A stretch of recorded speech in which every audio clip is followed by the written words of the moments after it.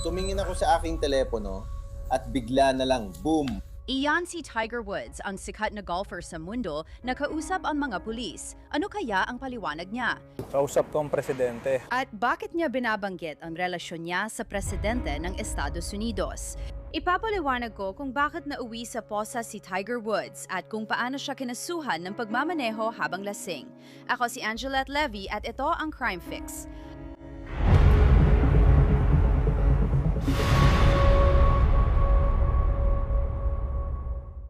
Sanay na si Tiger Woods sa kamera at isa siya sa pinakamahusay na golfer sa mundo. Nakamit niya ang 82 panalo sa PGA at masasabi nating isa siyang golf prodigy mula pa noong bata pa siya. Tunay na alamat ang taong ito. Pero noong Biyernes, Marso 27, si Eldred Taunt Tiger Woods ay nahuli sa kamera dahil sa maling dahilan. At hindi ito ang unang beses na nangyari ito. Ayon sa ulat ng sheriff, tumawid sa gitnang linya si Tiger Woods habang nagmamaneho sa likod ng isang pickup na papasok sa driveway.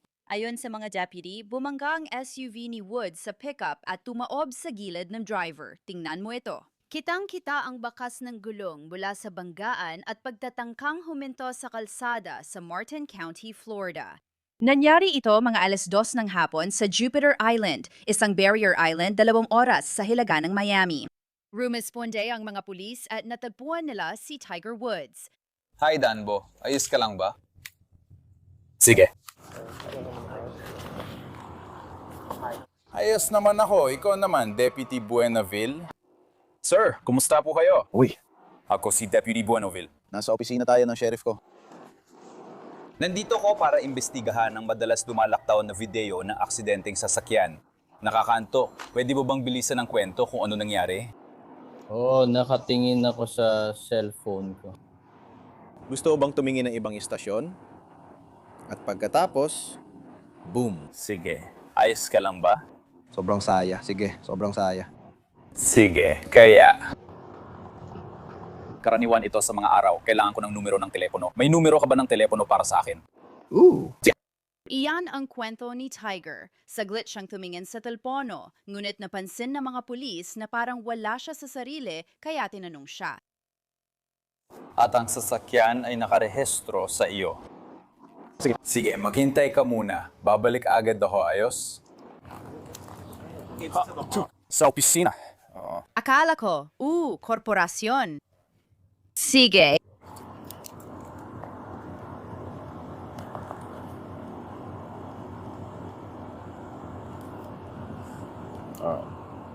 Sali ako, kukunin ko na lamang numero ng opisina. Numero ng opisina. Aalisin namin yan dyan.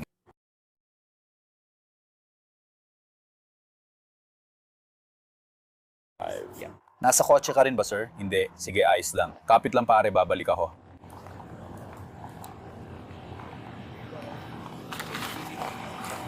Ay, hindi. Oo, pwede tayo magsimula ng bagong manggagawa. Hindi ko alam kung kailangan niya nito. Nagiging astig siya. Naka-sunglasses siya. Hindi ko makita ang mga mata niya. Hindi ko makita ang mga mata niya. Sa tingin ko, yun na siguro. Ayos naman ang pananalita niya. Sikat si Tiger at marami rin siyang kilalang sikat na tao. Baka maalala mo, binigyan siya ni Pangulong Trump ng Presidential Medal of Freedom noong 2019 at baka inisip ni Tiger na makakatulong yon sa kanya sa ganitong mahirap na sitwasyon. Habang dumilipas ang oras, parang nabanggit niya ang pangalan ng Pangulo. Pakinggan mo. Dito ka lang muna sa amin, pakiusap. Oo, kausap ko lang ang Pangulo. Tinatangkang umiwas sa telepono. Oo. Humihingi siya ng paumanhin sa ginawa niya. Sa tingin ko, talaga. Walang ilalagay sa bibig mo, pakiusap. Walang ilalagay sa bibig mo. Tara na, baba tayo. Salamat, wala niyan. Hindi, siya ang humingi ng paumanhin sa akin kagabi. Hindi. Oo.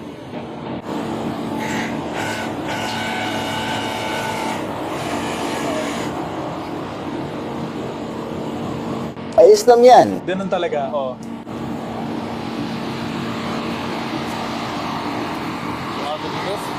Bumaba ako ng apartment, mainit sa labas. Hindi mo kailangan ng lipstick o yung lip balm.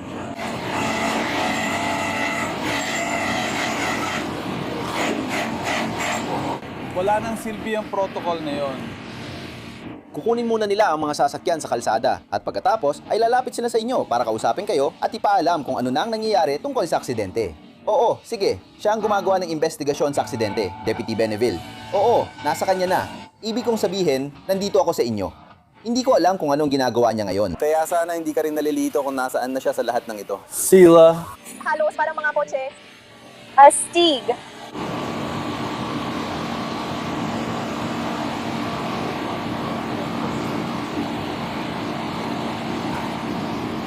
Siya yung matapang, di ba? Alam mo ko. Pero pwedeng mas malala pa. Lahat na yan, pwede pa mas malala. Sige, ako si Deputy Levin ng Martin County Sheriff's Office, Traffic DUI Drive. Tinawag ako ni Deputy Gidding para magsagawa ng DUI investigation sa'yo para masigurado na ligtas ka magmaneho nung may aksidente. Dahil di ko, nakapos na niyang investigasyon, kaya lilipat na ako sa kriminal na bahagi. Pwede mo bang ikwento kung ano nangyari sa aksidente? Nakatingin ako sa cellphone ko. Napalitan ko na ang istasyon ng radyo. At kaya ako naman So, nakatingin ka sa cellphone habang ipapalit? Oo. ng istasyon ng radyo. Sige, saan ka galing ngayon? Sa bahay ko. Saan part ng bahay mo? Sige, so dyan lang sa kalsada? Sige. At hindi ka naman nasaktan sa banggaan? Siyempre. Sa kahit anong paraan? Sige, kaya mo bang gawin ng ilang sobriety test para lang masigurado na ligtas kang magmaneho ng sasakyan mo? Sige. Ang ipapagawa ko sa'yo ay papalabasin kita at pupunta tayo sa harap ng kotse ko. Tama ba? Sige? Susunod ako sa'yo.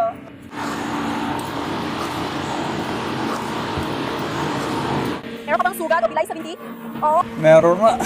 Sige, ano nangyari? Doon tayo pupunta. Maraming sasakyan dito, pero doon tayo. Pwede ka sa bangketa, medyo mainit nga sa labas.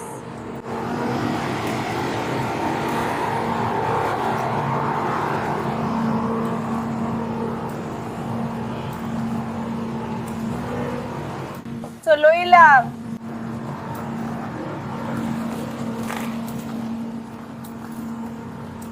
Dito mismo sa harap ng Market Patrol Unit na ito. Officer Dito mismo. Perfecto.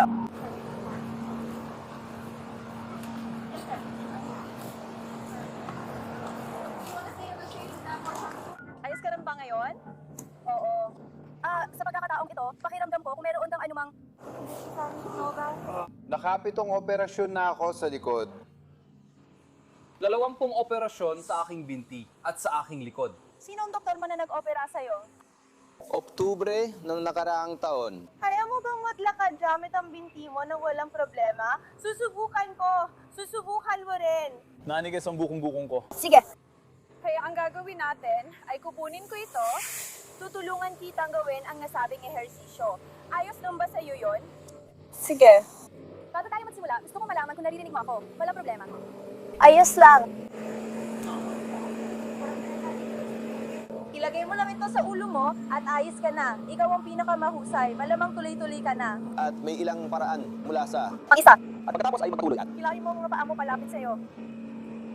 Hanggang tulo. Ilan na ang nainom mo ngayon? Hindi. Uminom ka ba ng gamot?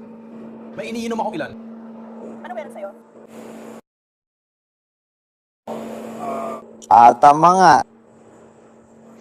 Nabasag na ako at Ininom mo ba silang lahat? ngayong gabi, Oo, sa umaga mamamatay, di ba? Hindi na mo tatagal ang mga pilgrim. hindi, nasira na ako ng 8 beses. At Umiinom ka ba ng bawal na gamot? Ngayon, dahil tapos na ang mga paunang tanong, oras na para sa aktwal na field sobriety test. Hindi, okay, perfecto. Sige, ang ipapagawa ko sa'yo ay ilagay mo ang iyong mga kamay sa iyong tagiliran. Sige, ang gagawin mo ay titingin ka sa ballpen ko dito, ha? Okay? At gamit lang ang iyong mga mata, susundan mo ito. Huwag mong igalaw ang iyong ulo. Naiintindihan mo ba? nakuha ko. Perfecto.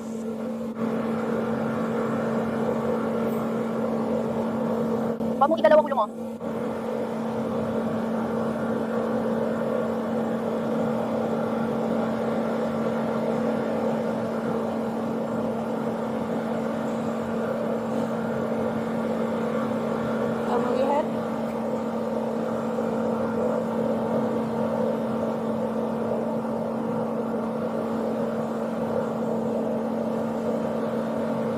Huwag mong igalaw ang ulo mo.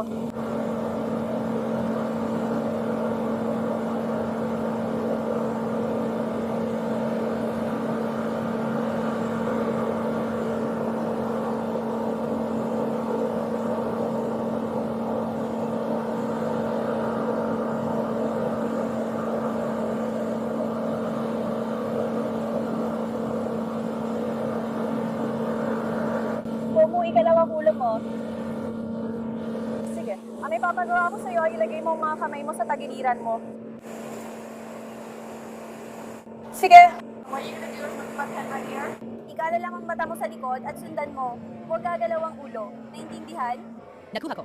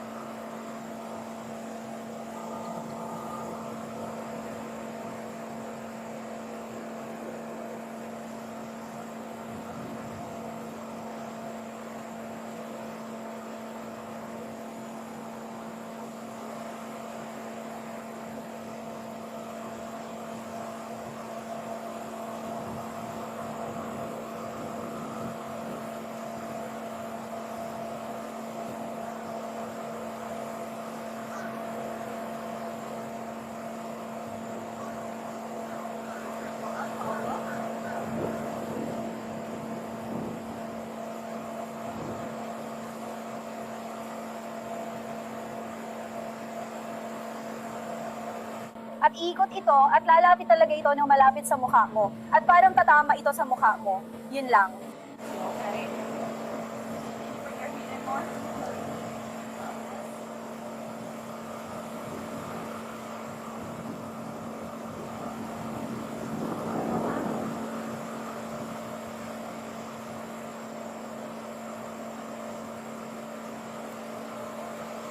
Okay, one moment.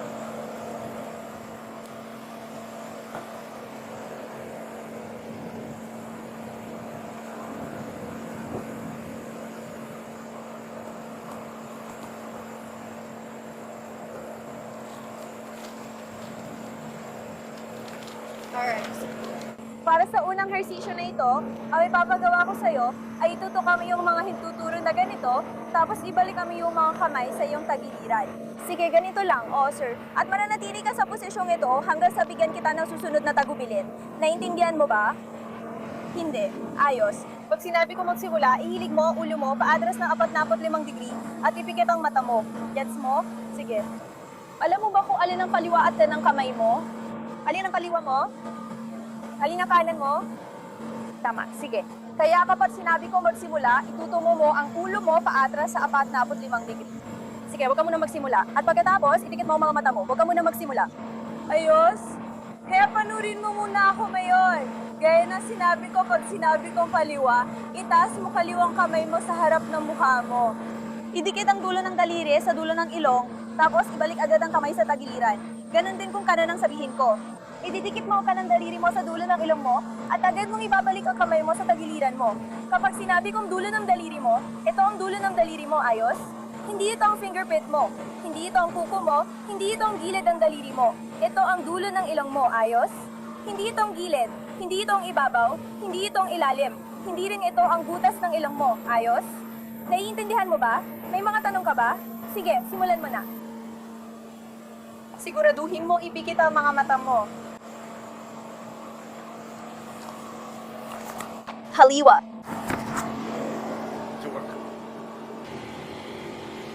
pwede mo nang imulat ang mga mata mo. Sige.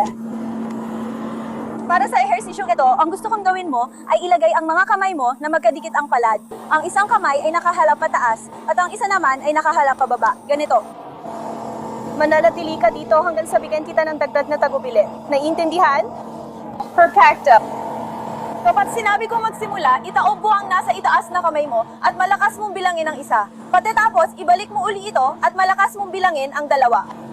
Magbibilang ka lang kapag magkadikit ang mga kamay mo. Sige, kaya magiging isa, dalawa, isa, dalawa.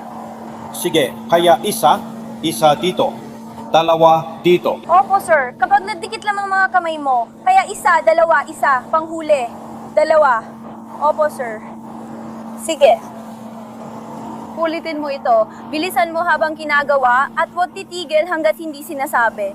Siguraduhin mo magkapantay ang mga kamay at daliri mo sa bawat topic. Ganito. Magiging isa, dalawa, isa, dalawa, isa, dalawa. Isa, dalawa, isa, dalawa, isa, dalawa. Naiintindihan mo ba? May tanong ka ba? Sige, simulan mo na. Isa, dalawa. Isa, dalawa. Isa, dalawa. Isa, dalawa. Isa, dalawa. Isa, dalawa. Isa, dalawa. Isa, dalawa. Isa, dalawa. Isa, dalawa. Siguraduhin mo bumibilis ka habang ginagawa mo ito. Isa, dalawa. Isa, dalawa. Isa, dalawa. Isa, dalawa. Isa, dalawa. Isa, dalawa. Pwede ka nang huminto. Isa, Dalawa. Isa, dalawa. sige. Sa huling ehersisyo, gumawa ng kamao gamit ang pareho kamay. Ilagay ang kaliwang kamao sa gitna ng dibdib at ang kanan sa kaliwang bahagi ng dibdib. Ganito ang itsura. Kaya ang kaliwang kamao mo ay nasa gitna ng iyong dibdib at ang kanang kamao ay diretso sa harap. Mananatili ka sa posisyong ito hanggang sa bigyan kita ng susunod na tagubilin. Okay?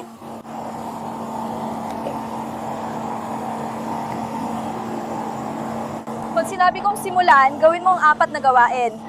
Sige, una mong gawain ay magbilang ng malakas mula 1 hanggang 4 habang idadalaw ang mga kamao na parang hagdan at magtatama ang bawat isa. Kaya ganito ang magiging itsura nito. 1, 2, 3, 4, okay? Sa pamalawang gawain, tandaan ang posisyon ng kamao pagkatapos magbilang ng 4. Pumalakpak ng 3 beses at ibalik ang kamao sa dating posisyon. Pagkatapos magbilang ng 1 hanggang 4, tandaan ang posisyon ng kamao at pumalakpak ng 3 beses. Pagkatapos, ibalik sa dating posisyon. Sa ikatlong gawain, igalawang kamao mo na para pahagdan ng pabaliktad. Bilangin mo ng malakas mula 5 hanggang 8 at ibalik kami yung kaliwang kamao sa gitna ng iyong dibdib. Kaya gagawin mo, 5, 6, 7, 8. Ang ika-4 mong gawain ay ibukami yung mga kamay na nakaharap ang palad pababa at ilagay ang mga ito sa iyong kandungan. Kaya pagkatapos mo matapos ang isang gawain, ibubuka mo ang iyong mga kamay at ilalagay sa iyong kandungan. Sige ba? Naintindihan mo ba lahat ng mga tagupilin o gusto mo bang ulitin ko pa ulit sa'yo? Ulitin mo na lang habang ginagawa natin. Paumanhin, ano yun? Ulitin mo lang habang ginagawa natin. Hindi ko pwedeng ulitin habang ginagawa natin, kaya pakiintindi lahat ng tagubilin. Kung kailangan mo pa, pwede ko ulitin ipakita sa'yo. Sige, pero ngayon, ang tamang oras para magtanong ka. Kung may mga katanungan ka, 1, 2, 3, 4 hanggang sa dulo. kailangan ko pa ba ulitin ang paliwanag? Sige. Kaya gaya na sinabi ko, ikaw ang magsisimula. 1, 2. Ikaw bigyan yan. Huwag ka muna magsimula. Gusto ko manatili ka sa panimulang posisyon.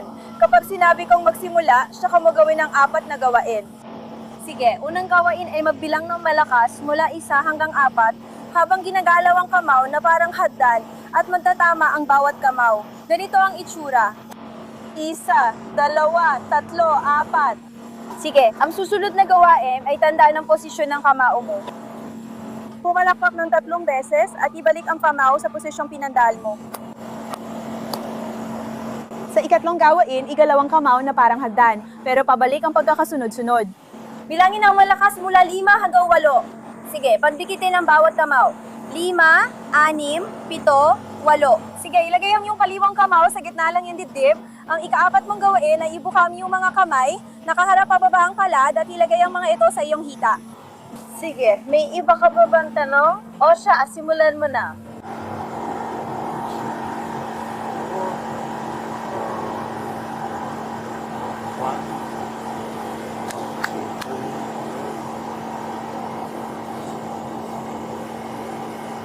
Sige, isusuot ko ito. Ako. Nagiging malinaw na hindi naniniwala ang mga deputy sheriff na pumasa si Tiger Woods sa field sobriety tests. Harapin mo ang kotse ko. Siguraduhin mo ilalagay mo ang mga kamay mo sa likod mo. Ilagay ang mga kamay sa likod. Tama. Sa tingin ko, naapektuhan ang normal mong kakayahan at nasa impluwensya ka ng hindi kilalang substansya. Inaaresto kita ngayon para sa DUI. Opo, sir. May dala ka bang bagay na makakapekto sa bakas ng paa mo? Dadalhin ko ito sa entablado ngayon.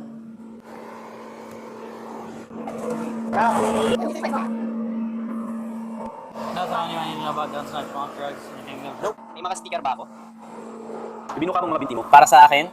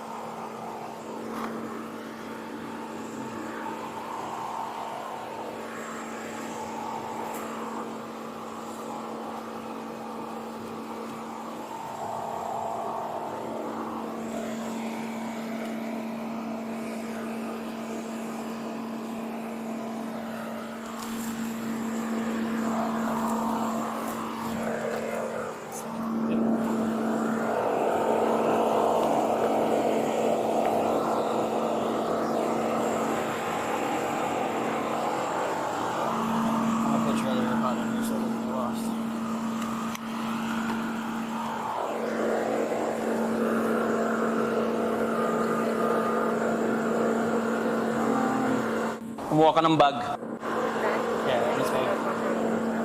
Pwede mo bang tamaan yan? Yan ay narco. Isa ba siya narko? Oo, sige.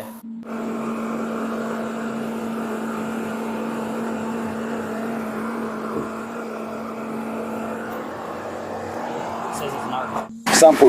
$320 Ikinuwento ng pickup truck driver sa dalawang deputy sheriff ang nangyari ayon sa kanya. Sige, pwede mo bang ikwento ang nangyari? Nababaan ko ang takbo, tapos siya, sinubukan ko. Pero patuloy lang siya, hindi niya ako nakita.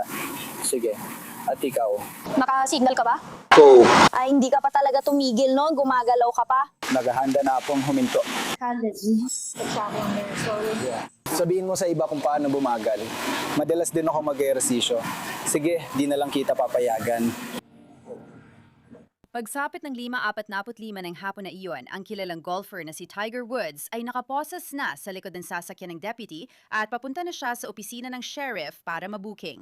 Wala siyang sinabi kahit isang salita habang papunta sa kulungan. Pero hindi mo ba gustong malaman kung ano ang iniisip niya habang nasa biyahe? Nabuking si Tiger Woods sa Martin County Jail dahil sa pagmamaneho ng lasing, nasirang ari-arian at pagtanggi sa urine test. Nag-in siya ng not guilty na plea sa mga kasong iyon, pagkalipas ng 5:00 ng hapon.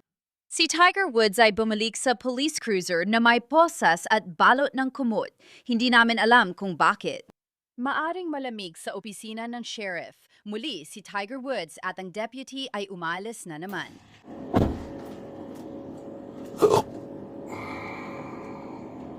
Awas 5:13.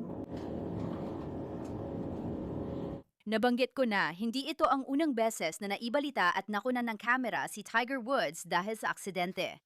At noong huli, muntik na nitong tuluyang tapusin ang kanyang karera sa golf, lalo na bilang isang profesional.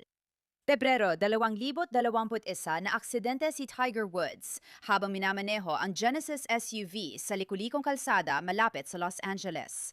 Ayon sa pulisya, mabilis siyang magpatakbo. Tumawid ang SUV sa gitnang harang ng kalsada at bumangga sa puno. Dahil sa aksidente, malubhang nasugatan si Woods, partikular ang kanyang binte, at hindi pa tiyak noon kung makakabalik siya bilang profesional na golfer. Sinabi ni Woods sa mga reporter na untaon ding yon at ito ang kanyang sinabi, mapalad akong buhay pa at buo pa ang isang binti ko. Noong 2017, inaresto si Tiger Woods dahil sa hinalang pagmamaneho habang nasa impluwensiya ng alak o droga matapos siyang matagpuang natutulog ng pulisya bandang 3:00 na madaling araw. Sa kanyang itim na Mercedes, nakahinto sa kanang lane at umaandar pa ang makina ng sasakyan. Bagamat 0-0 ang resulta ng breathalyzer ni Woods sa lugar na iyon, merong siyang iba't ibang prescription na gamot sa kanyang katawan, kabilang ang Vicodin, Dilaudid, Xanax, Ambien at THC. Ang paliwanag niya? Ayon sa The Athletic, sinabi ng GOAT player na siya ay nagsa-self-medicate matapos ang spinal fusion surgery. Umamin si Woods sa reckless driving at nakumpleto niya ang DUI diversion program. Ngayon, mukhang inuulit ng pinakabagong pag-aresto na ito ang nangyari noong 2017 na pag-aresto. Nablawan ng punto 0-0 si Woods noong Biyernes, pero ngayon nakita ng pulis ang 2 puting tableta sa kaliwang bulsa ng pantalon niya na may markang hydrocodone, isang opioid na painkiller. Nag-post si Tiger Woods ng pahayag sa Twitter makalipas ang ilang araw. Nakasaad dito, alam at nauunawaan ko ang bigat ng sitwasyong kinasasangkutan ko ngayon. Lalayo muna ako para magpagamot at magpokus sa kalusugan ko. Ginagawa ko ito para bigyang prioridad ang aking kapakanan at paggaling. Nanggako akong maglalaan ng oras para makabalik na mas malusog, matatag at nakatuon sa personal at profesional na aspeto. Lubos kong pinahahalagahan ang inyong pag-unawa at suporta at hinihiling ko ang privacy para sa aking pamilya, mga mahal sa buhay at para sa aking sarili sa panahong ito. Pinirmahan, Tiger. Diyan nabanggit ni Tiger Woods ang paggamot at paggaling, kaya masasabi nating pumasok siya sa rehab. Ang susunod niyang petsa ng pagdinig sa korte ay nakatakda sa 5 ng Mayo, 2026 at bibigyan namin kayo ng update tungkol dito. At yan na ang pagtatapos ng episode na ito ng Crime Fix, Law and Crime. Tandaan, mapapanood kami sa YouTube at mapapakinggan sa Spotify. Magkita tayo ulit dito sa susunod.